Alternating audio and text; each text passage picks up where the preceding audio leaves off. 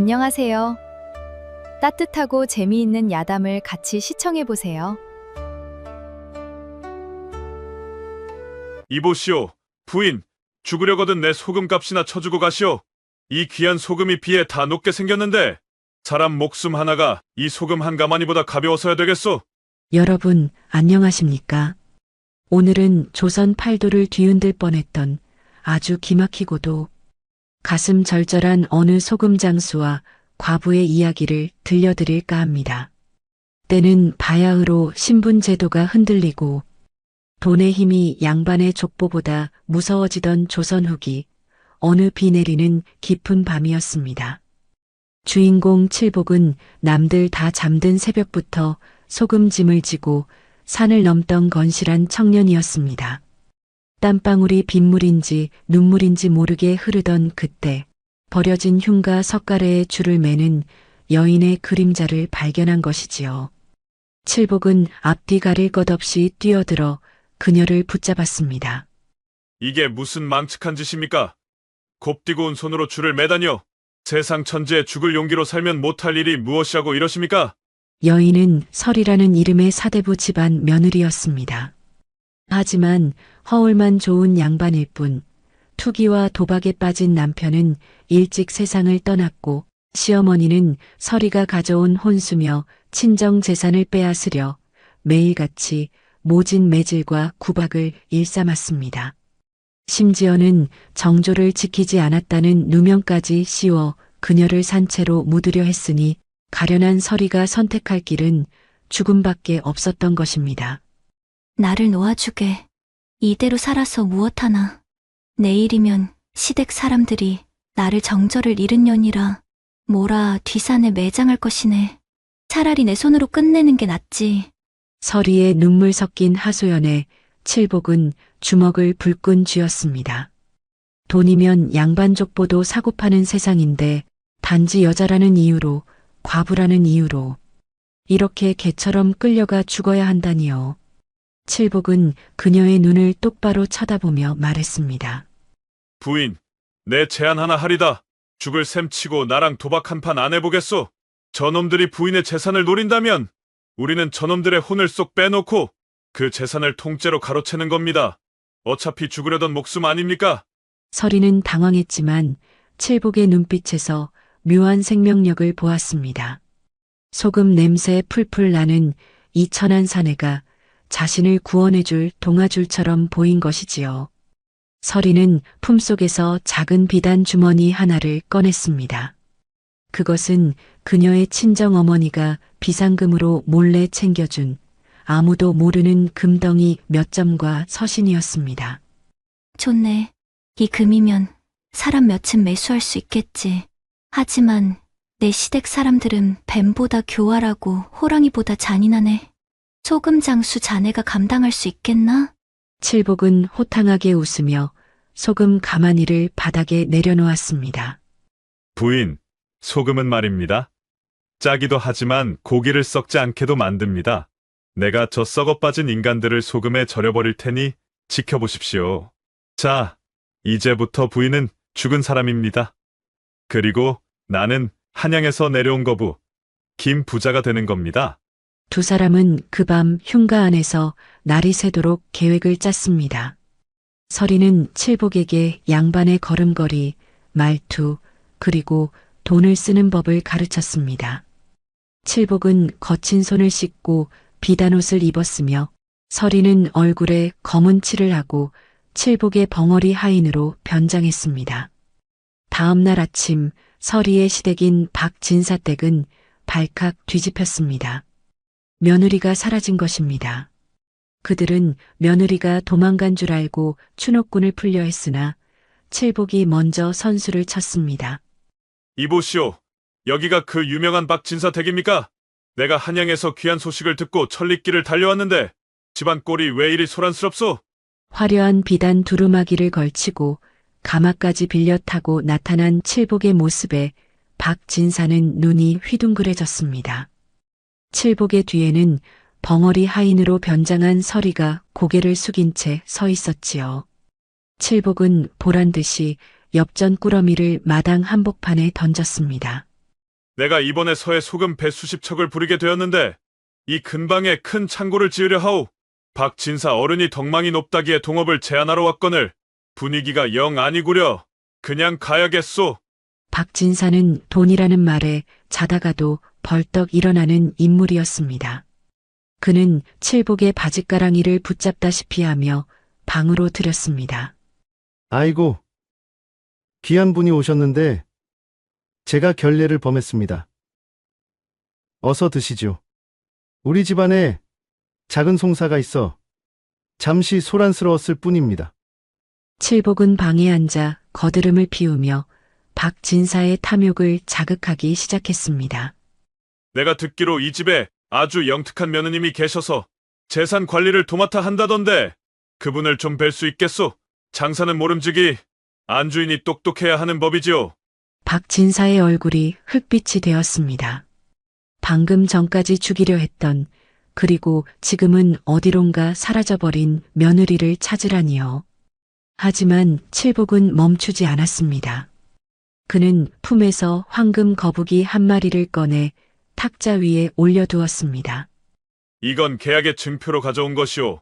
며느님을 뵙고 서명만 받는다면 이 황금 거북이는 물론이고 앞으로 들어올 소금 수익의 절반을 박 진사 댁에 바치겠소. 박 진사와 그 아들, 그리고 시어머니의 눈에 불꽃이 튀었습니다. 그들의 머릿속에는 이미 황금 거북이가 수십 마리로 불어나고 있었지요. 하지만 그들은 몰랐습니다. 그 황금 거북이는 서리가 친정에서 가져온 마지막 유산이었고, 칠복은 지금 그들의 탐욕이라는 낚싯바늘에 미끼를 끼우고 있다는 사실을 말입니다. 자, 박 진사 어른, 눈을 크게 뜨고 보십시오. 이것이 한양 저작거리에서도 구경하기 힘들다는 서해 용왕의 기운을 담은 황금 거북이입니다. 이놈 한 마리면 쌀 1000가마니는 우습게 바꿀 수 있지요. 어찌 보십니까? 저와 함께 팔도의 소금 시장을 주무를 준비가 되셨습니까? 여러분, 이 능청스러운 목소리를 좀 들어보십시오. 어제까지만 해도 어깨가 휘어지도록 소금짐을 지던 칠복이 맞나 싶을 정도입니다. 화려한 비단옷에 갓을 반듯하게 고쳐 쓴 칠복은 지금 박 진사의 안방 상자에 앉아 왕이라도 된 양 거드름을 피우고 있습니다. 그 뒤에는 얼굴을 가린 벙어리 하인, 즉 죽음의 문턱에서 돌아온 며느리 서리가 숨죽인 채 서 있었지요.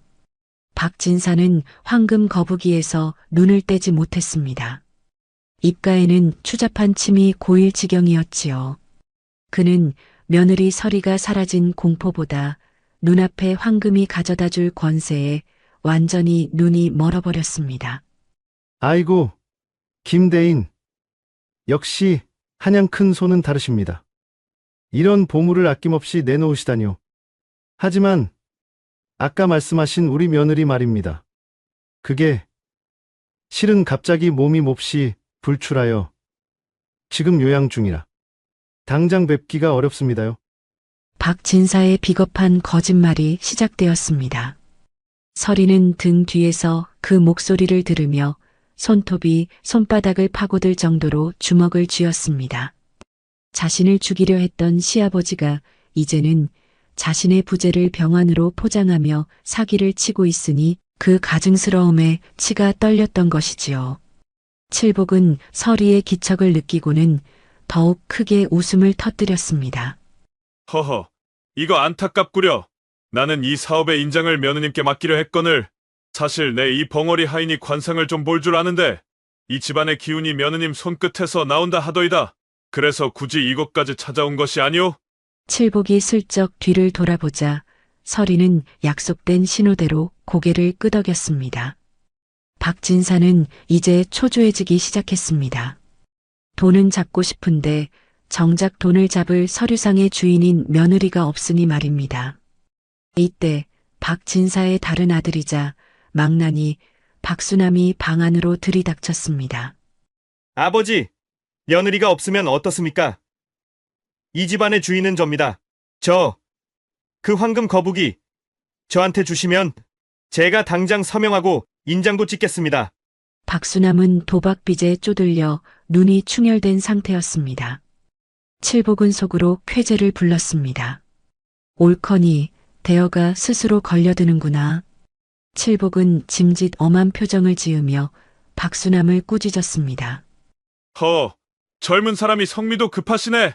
장사라는 건 신용이 생명인데 어찌 가문의 어른을 제치고 나선단 말이오. 박진사 어른, 자제분의 교육이 좀 부족한 듯 싶소만. 박진사는 아들의 뺨을 후려치며 소리를 질렀습니다. 이놈아, 어디 감히 김대인 앞에서 방정맞게 구느냐? 대인, 송구합니다. 제 아들이 혈기가 넘쳐서 그만? 실은 며느리가 없어도 방법은 있습니다. 제 부인, 그러니까 이놈의 어미가 인장을 대신 관리하고 있지요. 자, 여기서부터가 칠복과 서리가 짠 진짜 막장 드라마의 시작입니다. 칠복은 고개를 가로저으며 한층 더 높은 조건을 내걸었습니다. 아니 되지요. 나는 소문난 효자라 가문의 위계가 서지 않은 집과는 거래하지 않소. 듣자 하니 박진사 댁 며느님이 그리 현숙하다는데 만약 그분이 직접 나와서 나와 술 한 잔을 나누며 계약을 맺지 않는다면 이 황금 거북이는 다른 집으로 가져가야겠소. 건너편 이 참판 댁에서도 나를 기다리고 있단 말이오. 이 참판댁이라는 말에 박진사의 심장은 덜컥 내려앉았습니다. 평소 앙숙이던 이 참판에게 이 황금줄을 뺏길 수는 없었지요. 그는 결국 극단적인 선택을 내립니다. 대인, 잠시만 기다려 주십시오. 사실 며느리가 지금 뒷방에서 정양 중인데 정신이 온전치 못해 외부인을 뵙기 꺼려했습니다. 하지만 대인께서 그리 원하신다면 오늘 밤 달이 뜨거든 얼굴을 가리고라도 인사를 올리게 하겠습니다. 박진사는 사람을 시켜 서리와 체격이 비슷한 하녀 한 명을 골라 서리의 옷을 입히고 얼굴을 갓으로 가려 내세울 작정이었습니다. 가짜 며느리를 만들어 사기를 치겠다는 심산이었지요. 그 시각 칠복과 서리는 박진사가 내준 별채에서 다음 작전을 논의했습니다. 칠복 씨, 저들이 가짜를 내세울 겁니다. 제 시어머니는 워낙 영악해서 하녀 하나를 나처럼 꾸미는 건 일도 아닐 거예요. 서리의 말에 칠복은 여유롭게 미소를 지었습니다. 걱정 마십시오. 저들이 가짜를 내세우면 우리는 진짜가 되어 나타나면 됩니다. 부인, 오늘 밤 그들이 내세운 가짜를 진짜로 만드는 건 바로 접니다. 소금장수 칠복이 아니라 한양의 김대인 말입니다. 밤이 깊어지고 박진사댁 마당에는 화려한 술상이 차려졌습니다. 박진사는 계획대로 갓을 깊게 눌러쓰고 비단옷을 입은 여인을 데려왔습니다. 김대인, 여기 제 며느리가 인사를 올리러 왔습니다. 몸이 좋지 않아 목소리가 나오지 않으니 해량하여 주십시오. 가짜 며느리가 칠복 앞에 앉았습니다. 칠복은 술잔을 채우며 슬쩍 벙어리 하인 진짜 서리를 쳐다보았습니다. 서리는 가짜 며느리의 손목에 감긴 팔찌를 보고는 그것이 자신의 친정어머니 유품임을 알아챘습니다. 시어머니가 가짜를 꾸미기 위해 서리의 보석까지 빼앗아 채워둔 것이었지요. 칠복은 갑자기 술상을 뒤엎으며 소리를 질렀습니다. 이게 무슨 망측한 짓이오. 박진사, 당신 나를 속이려 드는구려. 이 여인은 며느님이 아니지 않소. 박진사는 혼비백산하여 무릎을 꿇었습니다. 아니 대인, 그게 무슨 말씀이십니까? 제 며느리가 맞사옵니다. 허튼 소리. 내 벙어리 하인이 귀신을 보는데 이 여인의 몸에서는 하녀의 비린내가 난다 하오. 진짜 며느님은 지금 어디에 가두었소? 혹시 재산을 노리고 죽인 것 아니오? 당장 관가에 알려 이 집안을 도륙내야겠구려. 칠복의 서슬 퍼런 호통에 박진사 일가는 사시나무 떨듯 떨었습니다. 이때 벙어리 하인으로 있던 서리가 천천히 앞으로 나섰습니다. 그녀는 얼굴을 가렸던 수건을 벗어던지고 낭낭하면서도 서늘한 목소리로 입을 열었습니다. 아버님, 저를 찾으셨습니까? 이 흉측한 하녀가 제 옷을 입고 있는 이유를 저 김대인께 설명해 드려야 할 것 같습니다. 박진사와 시어머니 그리고 박수남은 귀신을 본 듯 자지러졌습니다. 죽었다고 생각한 혹은 죽으러 갔다고 믿었던 서리가 멀쩡히 살아 돌아온 것도 모자라 자신들의 치부를 낱낱이 알고 있는 한양 거상의 최측근으로 서 있었으니까요. 내 인연, 내가 어찌 여기에? 시어머니가 소리를 질렀지만 칠복이 박진사의 멱살을 잡고 들어 올렸습니다. 이보시오, 박진사. 당신들이 며느리를 박대하고 죽이려 했다는 증거가 내 손에 있소. 이 하인이 사실은 암행어사의 밀정이라 해도 믿으시겠소? 내가 오늘 이 황금 거북이를 바치러 온 줄 알았나 본데 사실은 당신들의 죄를 사러 온 것이오. 칠복은 미리 준비해둔 서류 뭉치를 꺼냈습니다. 그것은 박진사가 그동안 저질렀던 고리대금과 탈세, 그리고 가짜 족보를 산 내역들이 상세히 적힌 장부였습니다. 서리가 시댁에 있는 동안 몰래 모아두었던 결정적인 증거들이었지요. 자, 선택하시오. 전 재산을 내놓고 조용히 이 고을을 떠날 것인가? 아니면 내일 아침과나 마당에서 목이 잘릴 것인가? 박진사 일가는 서로의 얼굴을 쳐다보며 절망했습니다. 그들은 자신들의 탐욕이 만든 거대한 덫에 발이 묶여버린 것입니다. 박진사 어른, 왜 그리 사시나무 떨듯 떠십니까? 방금 전까지만 해도 이 황금 거북이를 보며 침을 흘리시던 기계는 어디 가고 이제는 제 발끝만 보고 계시는군요. 사람이 염치가 있어야지. 며느리를 죽이려던 손으로 복을 잡으려 하니 하늘이 노하신 게 아니겠습니까? 칠복의 목소리는 이제 더 이상 소금장수의 투박함이 아니었습니다. 세상을 심판하는 서슬 퍼런 관원의 기계마저 느껴졌지요. 박진사는 마당바닥에 머리를 짓지으며 울부짖었습니다. 그 곁에서 독사처럼 눈을 부라리던 시어머니는 이미 실신하여 하녀들에게 들려나갔고 망나니 아들 박수남은 제 목숨 하나 부지하겠다고 아버지를 밀치며 도망갈 궁리만 하고 있었습니다. 대인, 김대인, 제발 살려주십시오. 제가 눈이 멀었습니다. 그저 가문을 일으키고 아들놈 빚을 갚으려다 보니 그만. 며느리야, 설이야, 내가 말 좀 잘해다오. 우리가 남이냐? 이 집안의 기둥은 너 아니었더냐? 서리는 그 가증스러운 부름에 차가운 미소를 지었습니다. 불과 며칠 전 비 내리는 밤에 자신을 흉가로 몰아넣으며 너만 죽으면 우리 집안이 산다고 속삭이던 그 입술이 이제는 살려달라 애걸하고 있었으니까요. 서리는 칠복이 건네준 장부를 천천히 넘기며 입을 열었습니다. 아버님, 저는 이미 죽었습니다. 그날 밤 산속에서 당신들이 버린 박씨 가문의 며느리는 죽고 지금 서 있는 사람은 김대인의 정당한 사업 동반자일 뿐입니다. 이 장부를 보십시오. 지난 10년간 우리 친정에서 가져온 논밭을 팔아치운 내역, 소작농들에게 법도에도 없는 이자를 매겨 피눈물을 뽑아낸 기록들이 여기 다 있습니다. 이것들이 관가로 넘어가면 박씨 가문은 멸문지어입니다.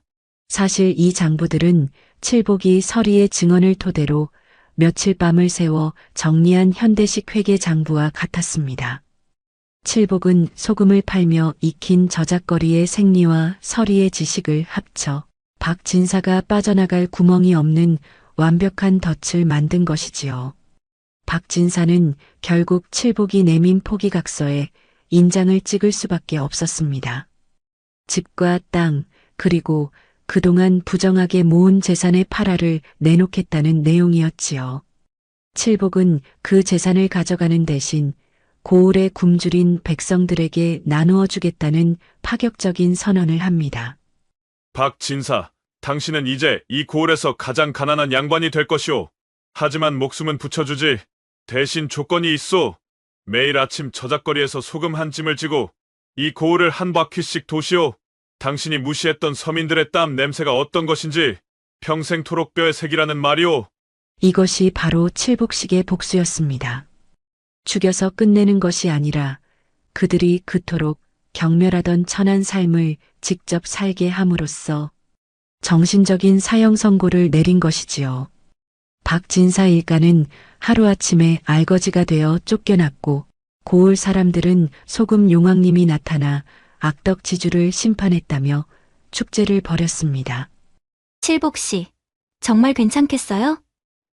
그 큰 재산을 다 나누어 주고 다시 소금짐을 지겠다는 건가요? 마을 어귀 석양이 붉게 물든 언덕 위에서 서리가 물었습니다. 그녀의 얼굴에는 이제 죽음의 그림자 대신 생기 넘치는 희망이 서려 있었습니다. 칠복은 어깨에 익숙한 지게를 짊어지며 호탕하게 웃었습니다. 부인, 아니 설의 동업자님, 소금은 말입니다. 물에 녹아 없어지는 것 같아도 바다의 맛을 지탱하는 법입니다. 남의 것을 뺏어 얻은 재산은 내 몸에 맞지 않는 옷처럼 불편할 뿐이지요. 나는 내 땀으로 번 소금 한 대박이 더 소중합니다. 하지만 이제는 혼자가 아니지 않습니까? 칠복은 서리에게 손을 내밀었습니다. 두 사람은 박진사에게서 회수한 최소한의 자본금을 바탕으로 신분의 벽이 없는 새로운 형태의 상단을 만들기로 했습니다. 이름하여 샘터 상단. 목마른 자들에게 물을 주고 썩어가는 세상에 소금이 되겠다는 뜻이었지요. 서리는 글을 모르는 서민들에게 장부 쓰는 법과 세상 이치를 가르쳤고 칠복은 발로 뛰며 전국 팔도의 물길과 산길을 연결했습니다.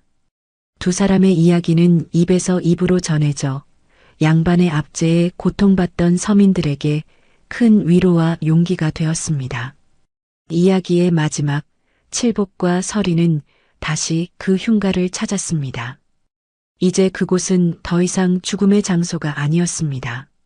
샘터 상단의 첫 번째 창고이자 길 잃은 나그네들이 쉬어갈 수 있는 따뜻한 주막으로 변해 있었지요. 보시오, 설희 씨. 저기 박진사가 소금짐을 치고 지나가는구려. 이제야 사람 냄새가 좀 나는 것 같지 않소? 멀리서 땀을 뻘뻘 흘리며 소금 지게를 진 박진사가 보였습니다. 지나가던 아이들이 그에게 물 한 바가지를 건네자 평생 고개 숙일 줄 모르던 그 노인이 허리를 굽혀 고맙다고 인사를 합니다. 진정한 권선징악이란 죄인을 죽이는 것이 아니라 죄인이 인간의 마음을 되찾게 만드는 것임을 칠복은 보여준 것입니다. 여보, 내 눈을 똑바로 보고 말해봐요.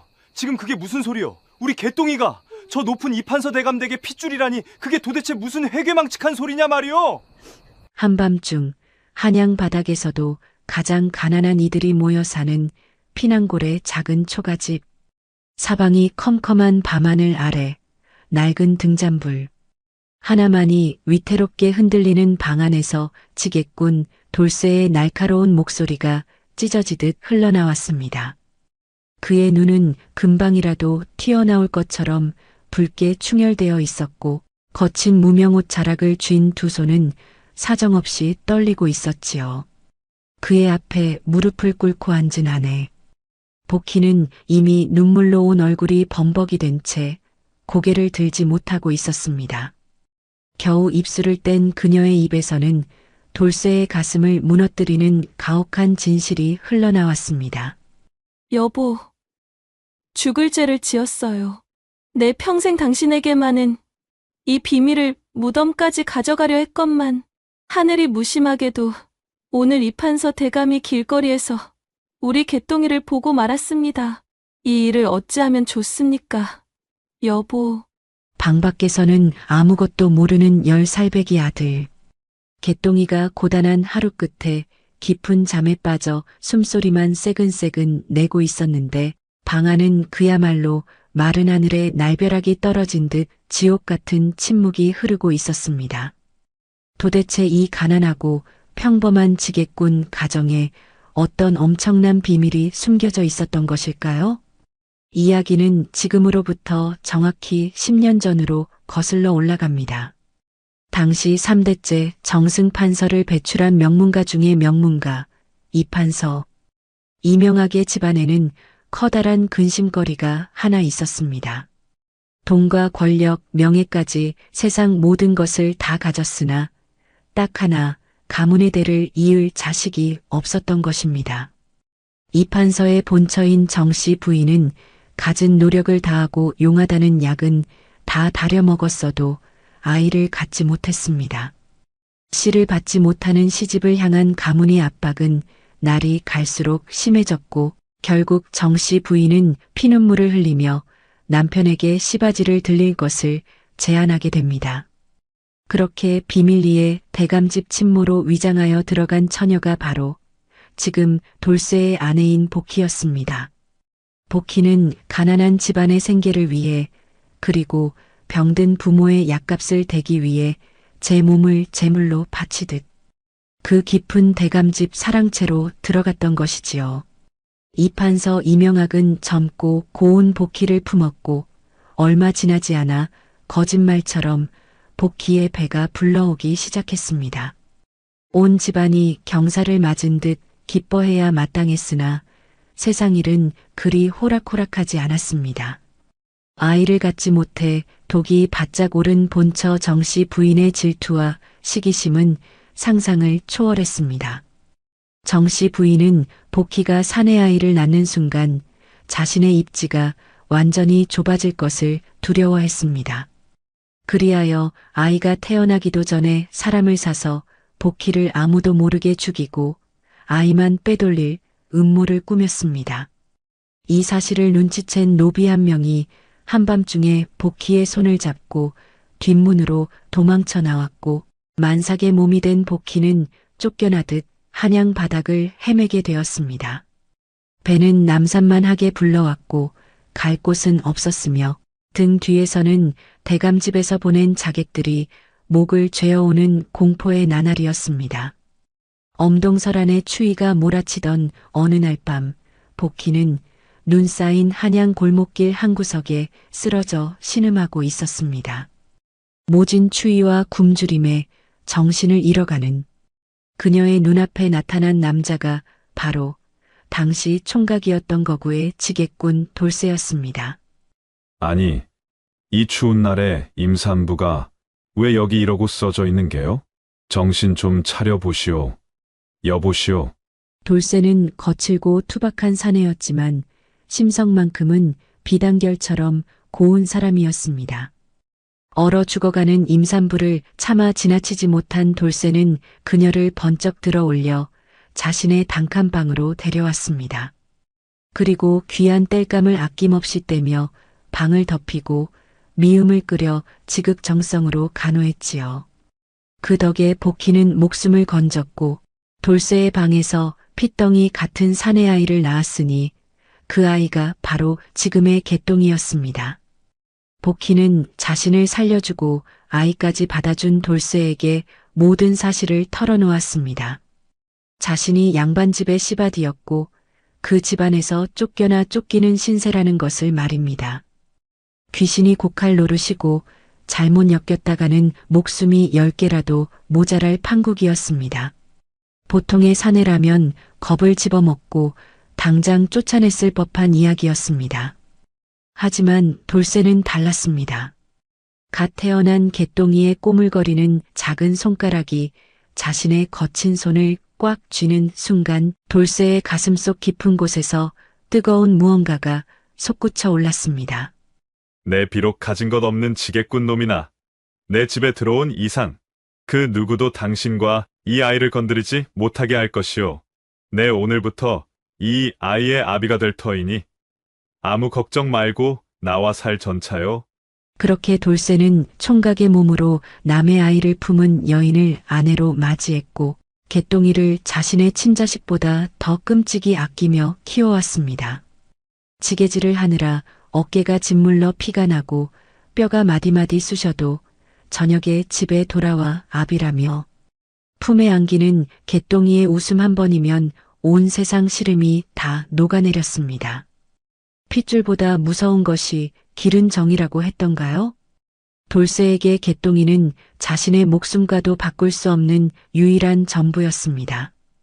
그렇게 10년이라는 세월이 흐르는 동안 대감집의 추적도 끊겼고 세 사람의 행복은 영원할 것만 같았습니다. 하지만 하늘의 장난은 참으로 잔인했습니다. 바로 오늘 낮 한양 저작거리에서 사건이 터지고야 만 것입니다. 그날따라 개똥이는 아버지가 일하는 시장통 근처 서당 밖에서 귀동냥으로 글을 읽고 있었습니다. 마침 그 서당 앞을 지나던 화려한 가마 한 대가 멈추어 섰습니다. 가마의 문이 열리고 위엄 있는 풍채의 이판서 이명학 대감이 밖을 내다보았습니다. 이판서는 40이 훌쩍 넘은 나이에도 여전히 후사를 보지 못해 매일같이 조상들 뵙기가 부끄러워 한숨으로 밤을 지새우던 처지였습니다. 그런데 그의 시선이 서당 담벼락에 기대어 흙바닥에 나뭇가지로 글을 쓰고 있는 개똥이에게 멈추었습니다. 그 순간 이판서 대감은 심장이 멈추는 듯한 충격을 받았습니다. 시장통에 때 묻은 옷을 입고 있었지만 그 아이의 이목구비, 특유의 눈매, 그리고 생각에 잠길 때마다 아랫입술을 살짝 깨무는 버릇까지 거울 속 자신의 젊은 시절 모습과 너무나도 똑같았던 것입니다. 아니, 똑같은 수준을 넘어 누가 봐도 이판서의 자식이라 할 만큼 붕어빵이었습니다. 예로부터 씨도둑은 못 갖춘다는 말이 괜히 있는 게 아니었습니다. 양반가의 고귀한 핏줄은 그 천한 시장통 흙바닥에서도 감추어지지 않고 빛을 발하고 있었던 것이지요. 이판서는 급히 가마에서 내려 개똥이에게 다가갔습니다. 얘야, 내 이름이 무엇이냐? 올해 나이는 몇이며 내 아비는 어디서 무슨 일을 하느냐? 대감집 어른의 위엄에 눌린 개똥이는 잔뜩 겁을 먹은 채 대답했습니다. 저는 개똥이라 하옵고 올해 10살입니다. 아버지는 저기 저작거리에서 지게를 지시는 돌쇠이옵니다. 개똥이의 나이가 10살이라는 말을 듣는 순간 이판서의 머릿속에는 10년 전 홀연히 사라졌던 시바지 여인 복희의 얼굴이 스쳐 지나갔습니다. 나이도 부합하고 얼굴은 빼다 박았으니 의심할 여지가 없었습니다. 자신의 가문을 이어갈 유일한 핏줄이 저 천한 지게꾼 놈의 손에서 똥강아지처럼 자라고 있었던 것입니다. 이판서는 당장 부하들을 시켜 아이의 뒷조사를 하도록 지시했고 결국 아이의 어머니가 과거 자신의 집에서 도망친 복희라는 사실을 알아내고야 말았습니다. 그리고 그날 밤 복희는 시장통 사람들의 수군거림을 통해 대감집에서 개똥이를 눈여겨보고 사람을 풀어 조사하고 다닌다는 청천벽력 같은 소식을 전해 들었습니다. 그리하여 남편 돌쇠가 일을 마치고 돌아오자마자 이 감추어둔 판도라의 상자를 열어젖히게 된 것이었습니다. 다시 현재의 컴컴한 초가방 안. 모든 전말을 들은 돌쇠는 이가 부러져라 악물었습니다. 그의 거친 얼굴로 굵은 눈물방울이 뚝뚝 떨어졌습니다. 그럼 내가 10년 동안 내 피를 말려가며 내 뼈를 깎아가며 키운 우리 개똥이가 저 높은 대감집의 종손이란 말이오? 여보, 미안해요. 정말 미안해요. 하지만 저는 단 한순간도 개똥이를 그 집 자식이라 생각한 적 없습니다. 개똥이 아버지는 오직 당신 한 분뿐입니다. 복희가 돌쇠의 바짓가랑이를 잡고 애원했지만 돌쇠의 마음은 이미 갈기갈기 찢겨나간 후였습니다. 10년간 쌓아올린 행복이 한순간에 모래성처럼 무너져 내리는 절망감이 그를 덮쳤습니다. 자신이 그토록 사랑했던 아들이 양반가의 씨앗이었다니. 그때였습니다. 열려진 문틈 사이로 찌르르한 밤바람과 함께 작은 그림자가 비쳤습니다. 아버지, 어머니, 지금 두 분이 하시는 말씀이 다 무슨 소리예요? 내가 아버 자식이 아니라고요? 언제 잠에서 깨어났는지 개똥이가 문을 열고 방 안을 바라보고 있었습니다. 10년 동안 자신을 세상에서 가장 사랑해준 아버지가 친아버지가 아니라는 청천벽력 같은 말을 10살짜리 어린아이가 고스란히 들어버린 것입니다. 개똥이의 커다란 눈망울에서 눈물이 주르륵 흘러내렸습니다.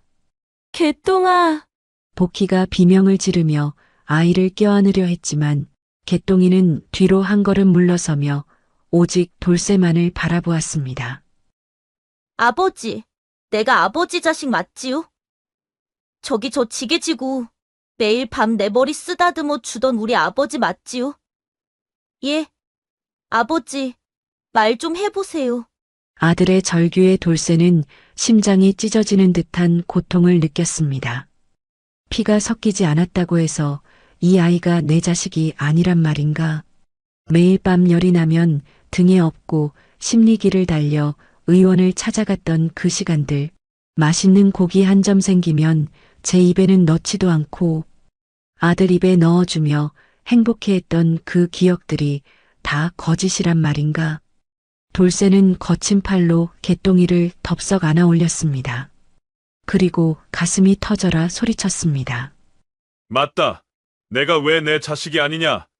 누가 뭐래도 너는 이 못난 돌쇠의 아들이고 내가 내 아비다. 걱정 마라, 개똥아. 이 아비가 눈이 살아있는 한 그 누구도 너를 내 품에서 빼앗아가지 못한다.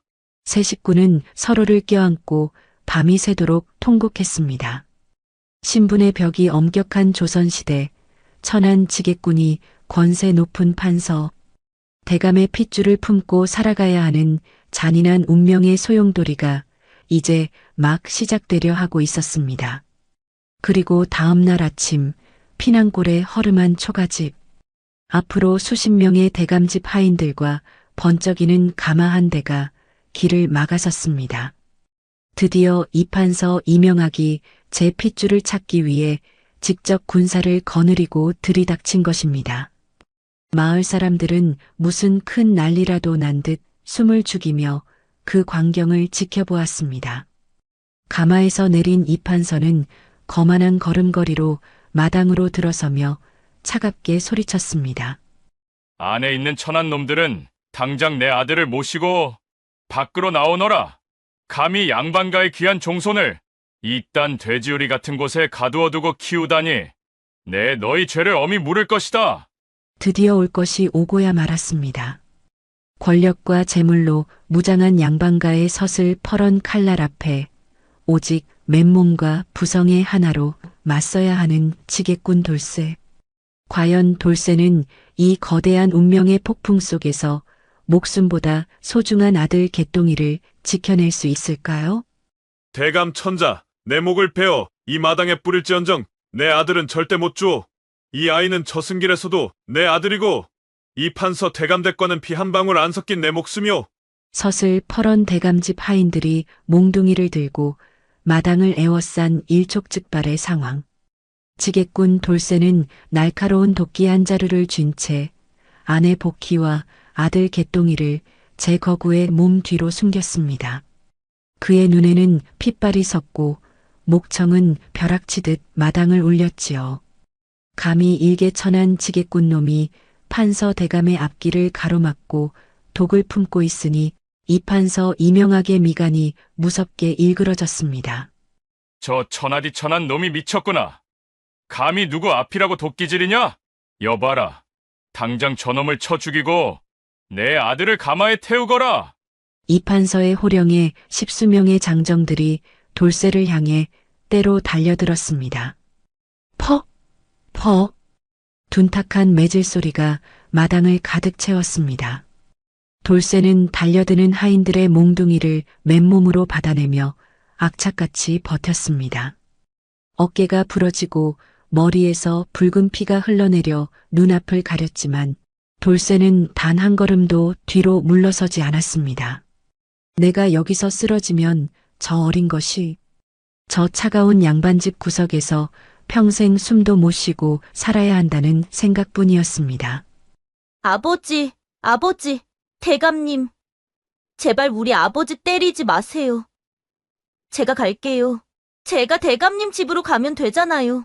그러니까 우리 아버지 제발 살려주세요. 아버지가 피투성이가 되는 모습을 본 10살배기 개똥이가 울부짖으며 돌쇠의 앞을 가로막았습니다. 작은 몸으로 돌쇠를 감싸 안으며 이판서를 향해 눈물로 애원하는 개똥이의 모습에 구경하던 피난골 이웃들도 눈시울을 붉히며 대감집의 횡포에 야유를 보내기 시작했습니다. 이 판서는 제 핏줄인 개똥이가 천한 지게꾼을 아버지라 부르며 오열하는 모습에 묘한 수치심과 분노를 느꼈습니다. 이 미련한 놈아! 저놈은 내 친아비가 아니다! 내 몸속에는 이 나라! 대대손손 정승을 지낸 이씨 가문의 고귀한 피가 흐르고 있단 말이다! 어찌 저런 짐꾼 놈을 아비라 부르며 우는 게냐? 이 판서가 호통을 치며 개똥이의 손목을 거칠게 잡아 끌었습니다. 바로 그때였습니다.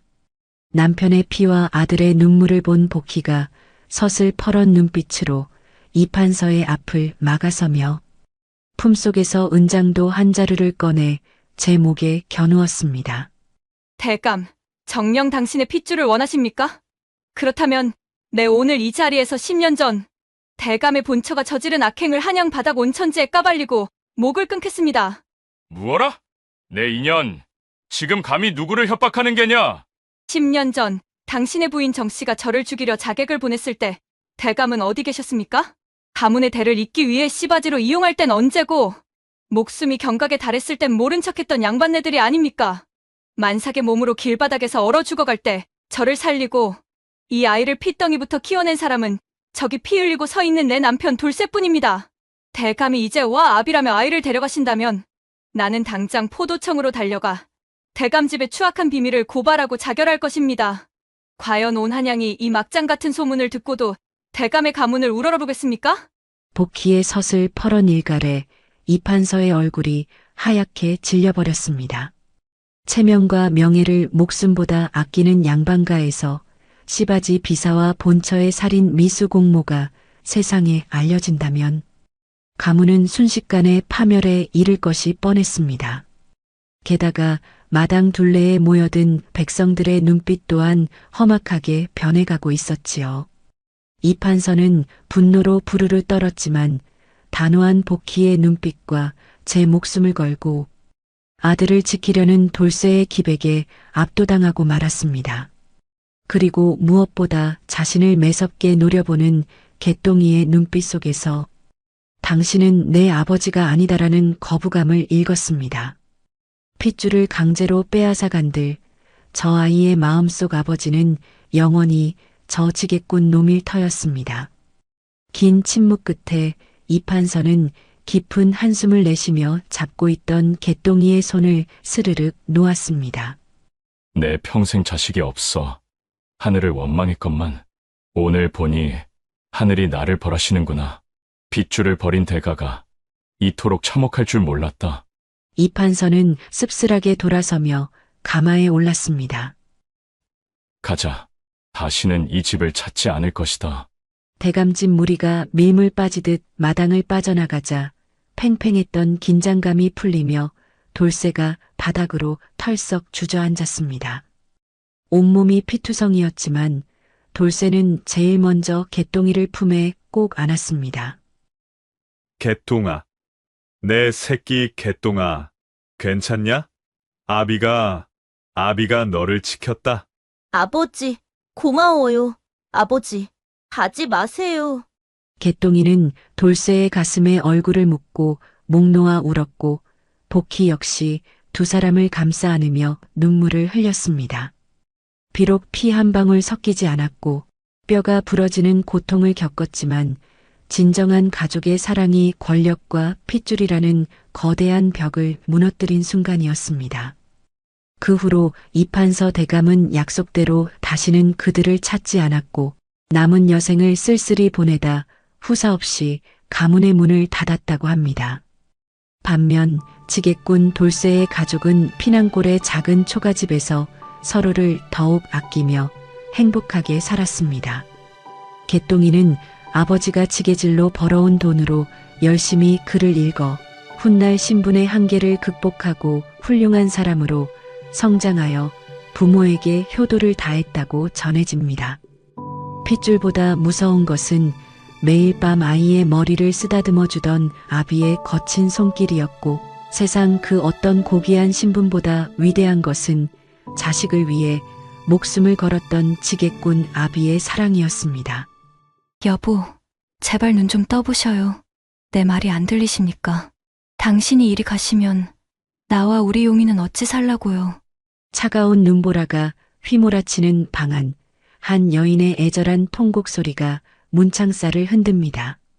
하얗게 질린 남편의 손을 붙잡고 가슴을 쥐어뜯는 이 여인은 선아입니다. 그리고 그 곁에는 기운 없이 누워 숨을 몰아쉬는 남편 덕삼이 있었지요. 평생을 투박하게 그저 숨만 구우며 살아가던 사내가 어쩌다 이토록 차디찬 방 안에서 생사의 갈림길에 서게 된 것일까요? 오늘 들려드릴 이야기는 조선 숙종 시절 강원도 인제의 깊고 깊은 설악산 자락에서 시작된 눈물 없이는 들을 수 없는 어느 부부의 지독하고도 아름다운 사랑 이야기입니다. 시간을 거슬러 올라가 수년 전 강원도 인제의 한 작은 산골 마을에는 늘 온몸에 검은 숟가루를 묻히고 사는 총각이 있었습니다. 그의 이름은 덕삼이었지요. 30이 훌쩍 넘도록 장가도 들지 못하고 부모도 없이 홀로 살아가는 처지였습니다. 얼굴은 산도적처럼 험상궂고 손마디는 숯을 만지느라 굳은 살이 박여 거칠기 짝이 없었지만 속정만큼은 누구보다 깊은 사내였습니다.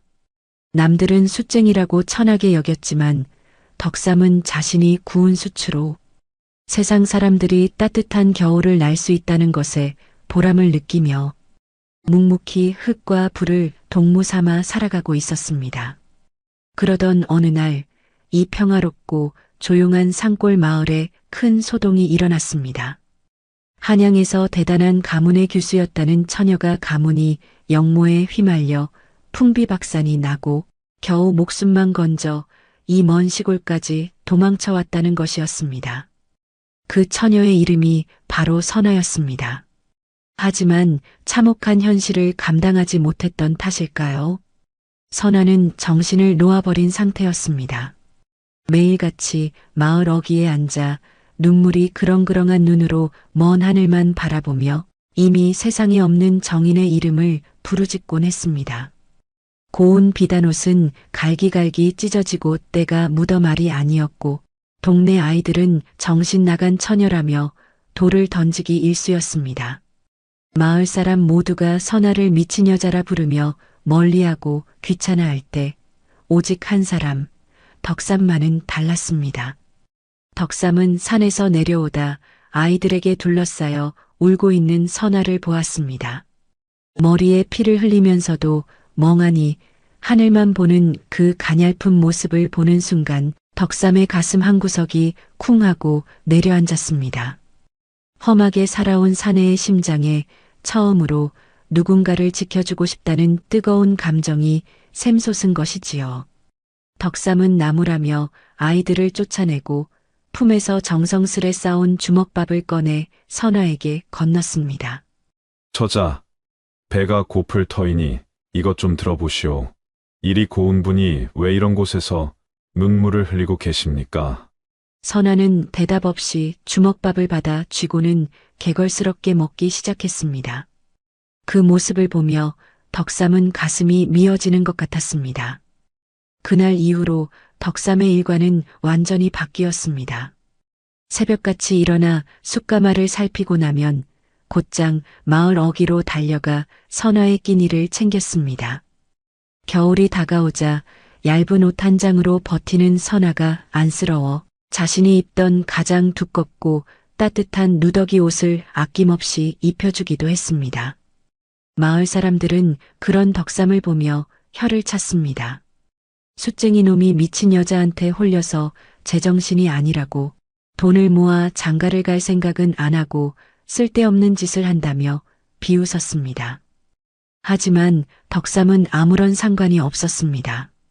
그저 선아가 밥을 맛있게 먹어줄 때 아주 가끔 정신이 돌아온 듯 맑은 눈으로 자신을 바라봐 줄 때 그것만으로도 세상 모든 것을 얻은 것 같았기 때문입니다.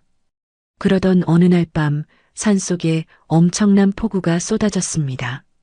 마을 앞 냇가가 불어나고 산사태가 날 것 같은 흉흉한 날씨였습니다. 덕삼은 마을 어기 원두막에서 잠을 청하던 선아가 걱정되어 도저히 가만히 있을 수가 없었습니다.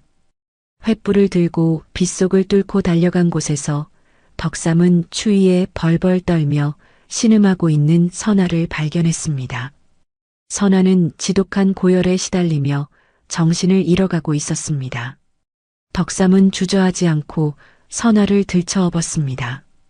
그리고 자신의 오두막집으로 단숨에 달려왔지요.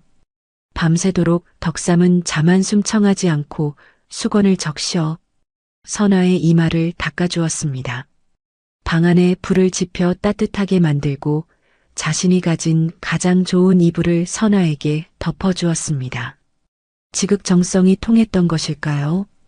다음 날 아침 닭이 울 무렵 선아가 천천히 눈을 떴습니다.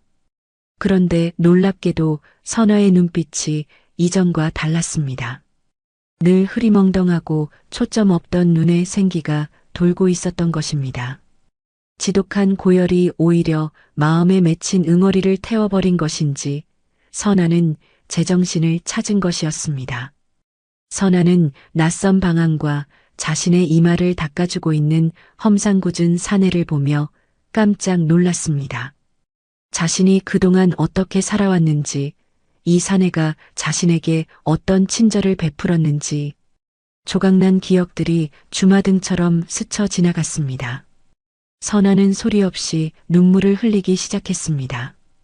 덕삼은 선아가 깨어난 것을 보고 멋쩍게 웃으며 말했습니다. 정신이 좀 드십니까? 내가 험하게 생겨서 놀라셨을 테지요. 미안합니다. 하지만 해치려는 것이 아니니 안심하셔요. 몸이 너무 상하셔서 이리 모셔왔습니다.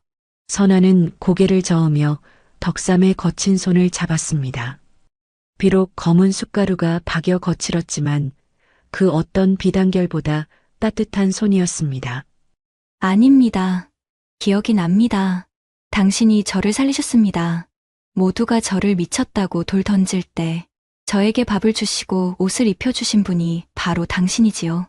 이 은혜를 어찌 다 갚아야 할지 모르겠습니다. 그렇게 두 사람은 인연이 되어 부부의 연을 맺게 되었습니다. 비록 가진 것 없는 가난한 숫쟁이와 갈 곳 없는 처지였던 여인의 만남이었지만 두 사람의 신혼생활은 더할 나위 없이 행복했습니다. 선아는 성실하고 다정한 덕삼의 아내가 되어 집안을 알뜰하게 보살폈고 덕삼은 아내에게 고생을 시키지 않으려 밤낮으로 더 열심히 일했습니다. 무엇보다 기쁜 것은 결혼한 지 1년 만에 두 사람 사이에 아이가 생겼다는 것이었습니다. 태어난 아들의 이름은 용이었습니다. 눈에 넣어도 아프지 않을 만큼 예쁜 자식이었습니다. 용이가 태어나던 날 덕삼은 아이를 품에 안고 굵은 눈물을 뚝뚝 흘렸습니다. 내 평생에 이런 축복이 있을 줄은 몰랐다며 하늘에 감사하고 또 감사했습니다. 선아 역시 자식을 보며 과거의 슬픔을 완전히 잊은 듯 행복한 미소를 지었습니다. 세 식구는 비록 비가 새는 오두막집이었지만 서로가 있어서 세상에 부러울 것이 없었습니다. 하지만 호사다마라고 했던가요? 행복은 그리 오래가지 못했습니다. 아들 용이가 3살이 되던 해부터 원인 모를 아리를 시작한 것입니다. 처음에는 그저 가벼운 곧불인 줄 알았으나 시간이 갈수록 아이의 몸은 눈에 띄게 말라갔고 밤마다 숨을 쉬지 못해 쌕쌕거리며 고통스러워했습니다. 인근의 용한 의원이라는 사람은 다 찾아가 보았고 덕삼이 구운 숯을 판 돈을 몽땅 털어 약을 지어 먹였지만 아무런 효험이 없었습니다. 의원은 고개를 저으며 마지막으로 전했습니다. 이 아이는 태어날 때부터 기운이 약해 평범한 약으로는 고칠 수 없다고 했습니다. 오직 한 가지 방법이 있다면 그것은 한겨울 눈보라가 몰아치는 한계령 꼭대기 그 험한 바위 틈에서만 자란다는 희귀한 영초를 다려 먹이는 것뿐이라고 했습니다. 하지만 의원은 덧붙였습니다. 그곳은 한겨울이 되면 장정들도 발을 들이지 못하는 저승길과 같은 곳이라며 약을 구하러 가다가 목숨을 잃기 십상이니 차라리 마음의 준비를 하라고 말입니다. 그 말을 들은 선아는 자리에 주저앉아 대성통곡을 했습니다. 자식을 잃을지도 모른다는 슬픔과 아무것도 해줄 수 없는 어미의 무능함에 가슴이 찢어지는 것 같았습니다. 밤이 깊어지자 용이의 숨소리는 더욱 거칠어졌고 당장이라도 숨이 넘어갈 듯 위태로웠습니다. 누워있는 아들의 얼굴을 바라보던 덕삼의 눈빛이 단호해졌습니다. 덕삼은 벽에 걸린 망태기와 약초를 캘 때 쓰는 작은 괭이를 챙겨 들었습니다. 선아가 놀라 남편의 바짓가랑이를 붙잡았습니다. 여보, 지금 어디를 가시려는 겁니까? 이 야밤에 그 무시무시한 한계령을 가시겠다는 말입니까? 안 됩니다. 거기는 살아서 돌아오지 못하는 곳이라 하지 않았습니까? 자식도 소중하지만 당신마저 잃으면 저는 어찌 살란 말입니까? 선아는 눈물을 흘리며 남편을 만류했습니다. 하지만 덕삼은 부드럽게 아내의 손을 떼어내며 선아의 눈물을 닦아주었습니다. 선화 씨, 내 평생에 당신을 만나고 우리 용의를 얻은 것이 가장 큰 기적이었소. 숫쟁이로 천하게 살던 나에게 사람 사는 재미를 알게 해준 사람이 바로 당신들이요. 내 목숨이 10개라 해도 우리 용의를 살릴 수만 있다면 아깝지 않소. 내 반드시 약초를 구해올 터이니 당신은 집에서 용의를 지키고 계시오.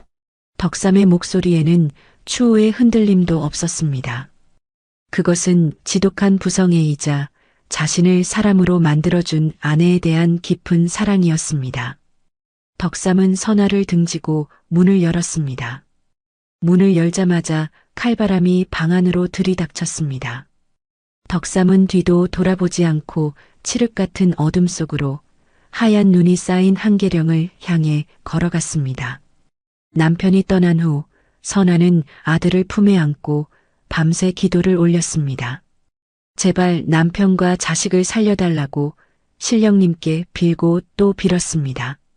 새벽녘이 되어 용이가 잠시 잠이 들자 선아는 남편의 온기가 남아있는 방 안을 둘러보았습니다. 그러다 문득 남편이 평소에 절대 만지지 못하게 하던 장롱, 깊숙한 곳에 숨겨둔 낡은 보따리가 눈에 들어왔습니다. 평소에는 남편의 뜻을 존중해 열어보지 않았지만 오늘 밤은 왜인지 그 보따리에 손이 갔습니다. 어쩌면 남편의 흔적을 더 느끼고 싶었는지도 모릅니다. 선아는 떨리는 손으로 낡은 보따리를 꺼내어 매듭을 풀었습니다. 그리고 그 안의 내용물을 확인한 순간 선아는 입을 틀어막고 주저앉을 수밖에 없었습니다. 보따리 안에서 나온 것은 뜻밖에도 선아 자신이 젊은 시절 한양에서 쓰던 고운 비단 자수 손수건과 낡은 놀이개였습니다. 가문이 망해 도망치던 시절에 잃어버렸다고 생각했던 물건들이었습니다. 그리고 그 밑에는 두껍게 접힌 종이 뭉치가 있었습니다. 그 종이에는 서툰 글씨로 무언가가 빽빽하게 적혀 있었습니다. 글을 알지 못했던 덕삼이 선아에게 글을 조금씩 배우기 시작하면서 밤마다 몰래 써내려간 일기였던 것입니다. 선아는 눈물을 흘리며 남편이 쓴 서툰 글자들을 읽어내려가기 시작했습니다. 그 안에는 선아가 전혀 알지 못했던 덕삼의 가슴 시린 비밀들이 가득 적혀 있었습니다. 남편 덕삼이 숨겨둔 보따리 속에는 과연 어떤 눈물겨운 비밀이 들어있었을까요? 이 글을 읽을 때쯤이면 내가 왜 이토록 당신을 아꼈는지 당신도 알게 되겠지요. 서툰 먹글씨로 한자 한자 꾹꾹 눌러 쓴 종이에는 남편 덕삼의 거친 손마디처럼 투박하지만 눈물겨운 진심이 배어 있었습니다. 선아는 떨리는 손으로 종이를 넘겼습니다. 눈물이 뚝뚝 떨어져 먹고리가 번졌지만 선아는 눈을 씻어가며 남편의 비밀을 읽어내려갔지요. 종이 첫 장에 적힌 사연은 선아가 미처 알지 못했던 먼 과거의 이야기였습니다. 덕삼은 원래부터 강원도 인제의 천한 숫쟁이가 아니었습니다. 그 역시 한양에서 번듯한 가문의 노비로 살아가던 사내였지요. 그런데 놀랍게도 그가 모시던 상전이 다름 아닌 선화의 친정 가문이었습니다. 젊은 시절의 덕삼은 선화의 집안에서 꾸준히 일을 도맡아 하던 마당쇠였던 것입니다. 그때 선화는 집안의 귀한 애기씨로 꽃처럼 고운 자태를 뽐내며 모든 이들의 사랑을 받던 존재였습니다. 신분의 벽이 하늘과 땅 차이였기에 덕삼은 감히 고개도 들지 못하고 그저 마당을 쓸며 애기씨의 고운 치맛자락을 멀리서 훔쳐보는 것이 삶의 유일한 낙이었습니다. 그러다 선화의 가문이 영모라는 억울한 누명을 쓰고 한순간에 몰락하던 그 참혹한 날, 덕삼은 차마 애기씨를 두고 혼자 살 수가 없었습니다. 목숨을 걸고 광군들의 눈을 피해 선화를 등에 업고 한양을 탈출했던 것입니다. 하지만 쫓기는 신세에 정신을 놓아버린 선화는 자신을 구해준 사내가 누구인지 알아보지 못했고 덕삼은 혹여라도 자신이 노비였다는 사실이 밝혀지면 선화에게 해가 될까봐 그리고 양반 집안의 귀한 애기씨가 천한 노비 출신의 사내를 부끄러워할까봐 평생 그 비밀을 가슴 묻기로 결심했던 것입니다. 이곳 인제 깊은 산골로 숨어들어 검은 숟가루를 뒤집어 쓰고 살았던 것도 오직 선화의 흔적을 지우고 그녀를 온전히 지키기 위함이었습니다. 종이의 맨 마지막 장에는 오직 선화와 아들 용의를 향한 애틋한 유언 같은 글귀가 남겨져 있었습니다. 내 비록 천한 몸으로 태어나 평생 이름 없는 숫쟁이로 살았으나 내 마음속의 마님은 오직 당신 한 분뿐이었습니다. 당신의 정신이 돌아와 나를 지아비로 불러주었을 때 나는 이미 이 세상에서 가장 귀한 사내가 되었습니다. 우리 용이는 내 목숨을 다해서라도 살려낼 테니 부디 기운을 내어 살아주셔요. 내 평생 당신을 사랑할 수 있어서 참으로 고마웠습니다. 선화는 남편의 서툰 글씨 위로 통곡하며 가슴을 쥐어뜯었습니다. 평생을 자신을 위해 그림자처럼 살며 귀한 애기씨의 자존심을 지켜주기 위해 남편이라는 이름 뒤로 숨어 다정한 말. 한마디 제대로 건네지 못했던 그 깊고 지독한 사랑을 이제야 알게 된 것이지요. 그 순간 쌕쌕거리며 가쁜 숨을 몰아쉬던 아들 용이가 커다란 울음을 터뜨렸습니다. 선화는 정신을 번쩍 차리고 용이를 품에 안았습니다. 창밖을 보니 이미 날이 하얗게 밝아오고 있었습니다. 하지만 눈보라는 그칠 줄을 모르고 가옥을 집어삼킬 듯 밀려들었지요. 선화는 가만히 앉아 기다릴 수만은 없었습니다. 이제는 자신이 남편을 구해야 할 차례였습니다. 선화는 용이를 이불로 꽁꽁 싸매어 포대기로 등에 업고 남편이 간직해온 낡은 보따리를 가슴에 품은 채 과감히 문을 열고 밖으로 나섰습니다.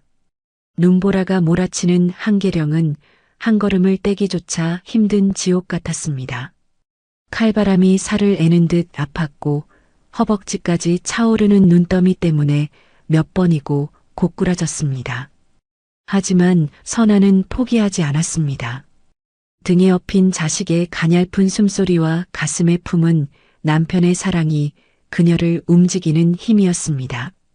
한참을 울며 산을 오르던 선화의 눈에 저 멀리 하얀 눈밭 위에 쓰러져 있는 검은 그림자가 들어왔습니다. 선화는 핏기가 가신 다리로 미친 듯이 달려갔습니다. 그곳에는 그토록 찾아 헤매던 남편 덕삼이 꽁꽁 얼어붙은 채 쓰러져 있었습니다. 그의 한쪽 손에는 얼어 죽지 않으려 바위 틈을 헤집다 피투성이가 된 채 꽉 쥐고 있는 푸른 빛을 띠는 귀한 약초가 들려 있었습니다. 자신의 몸이 얼어 터지는 줄도 모르고 품에 약초를 소중히 안고 숨을 걷어가고 있었던 것입니다. 여보, 눈 좀 떠보셔요. 내가 다 알았습니다. 당신이 누구인지, 나를 어떻게 지켜왔는지, 이제야 내가 다 알았단 말입니다. 그러니 제발 나를 두고 가지 마셔요. 선아는 눈물로 덕삼의 차가운 뺨을 비비며 자신의 옷을 벗어 남편을 덮어주었습니다. 그리고 가슴에 품고 온 남편의 일기장을 꺼내 그 서툰 글자들 위에 자신의 눈물을 쏟아냈습니다. 기적이 일어난 것일까요? 아니면 두 사람의 지독한 사랑에 하늘이 감동한 것일까요? 선아의 뜨거운 눈물이 덕삼의 얼굴에 떨어지자 얼어붙었던 덕삼의 눈꺼풀이 미세하게 떨리기 시작했습니다. 그리고 아주 느리게 덕삼이 가느다란 숨을 내쉬며 눈을 떴습니다. 눈을 뜬 덕삼은 자신을 부둥켜 안고 울고 있는 아내를 보며 흐려지는 의식 속에서도 서럽게 웃었습니다. 애기씨, 살아서 다행입니다. 덕삼의 입에서 평생을 숨겨온 그 이름, 애기씨라는 단어가 흘러나왔습니다. 선아는 고개를 세차게 저으며 덕삼의 손을 꼭 잡았습니다. 아닙니다. 애기씨가 아니라 나는 당신의 아내 선아입니다. 내 평생의 유일한 지아비는 당신뿐입니다. 그러니 살아야 합니다. 우리 용의를 살리고 나와 함께 늙어가야지요. 덕삼은 아내의 말에 눈물을 흘리며 온 힘을 다해 품에 안고 있던 약초를 선아에게 건넜습니다. 두 사람은 서로의 체온으로 혹독한 한계령의 추위를 견뎌내며 서로를 부둥켜 안고 무사히 산을 내려올 수 있었습니다.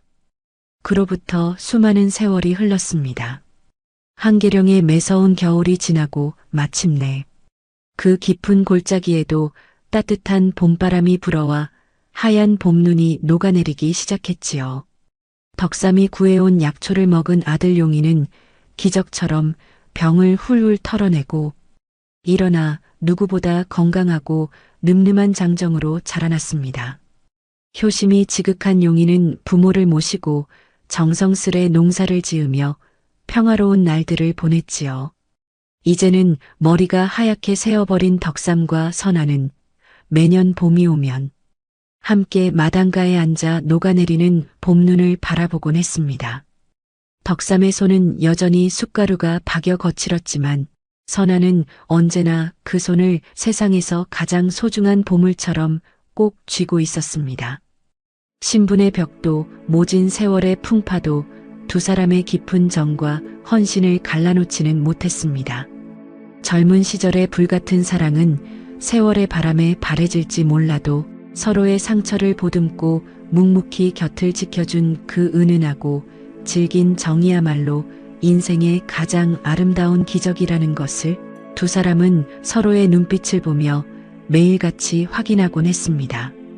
한계령의 거친 눈보라 속에서 피어난 이들 부부의 가슴 시린 사랑 이야기는 봄날의 따스한 햇살처럼 평생 동안 그들의 오두막집을 따뜻하게 비추었답니다.